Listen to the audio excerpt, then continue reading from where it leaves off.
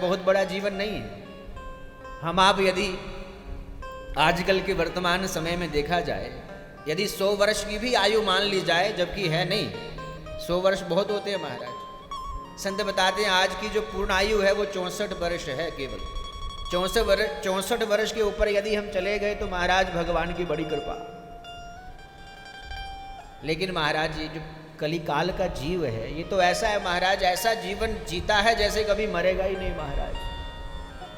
संत कहते हैं 64 वर्ष की भी आयु यदि हम माने महाराज, तो 64 वर्ष में कहा महाराज 24 घंटे में तो 12 घंटे हमारे केवल सोने में चले गए रात्रि के। उस हिसाब से महाराज 64 वर्ष में तो 32 वर्ष केवल सोने में चले गए महाराज। अब 32 वर्ष की आयु जो हमारी बची उसमें भी महाराज बचपन भी बीता, युवावस्था भी बीती, फिर उसके बाद आकर के महाराज कुछ जो भी नौकरी इत्यादि परिवार का भरण पोषण करने के लिए जो भी कार्य करना पड़ा वो भी उसी में किया महाराज। तो समय मिला ही कहाँ महाराज भगवान का भजन करने के लिए। बहुत सारे लोग तो कहते हैं महाराज सब है समय, लेकिन भगवान के भजन का समय नहीं है। और आपने देखा ही होगा महाराज, हम सारे काम अपने समय पर करते हैं, लेकिन महाराज यदि हमें सुबह कहीं जल्दी जाना हो, बाकी सारे काम हम इतना ही समय लगाएंगे जितना लगाते हैं स्नान करने में, वस्त्र बदलने में, लेकिन बहुत जल्दी करते हैं। किस में करते हैं? बोले भजन में महाराज। जब माला फेरनी होगी तो माला इतनी जल्दी फेरेंगे कि समझ ही नहीं आएगा। एक मंत्र बोलेंगे और 5-6 मन के महाराज पलट देंगे आप। संत कहते हैं हमें थोड़ी दूर कहीं जाना हो,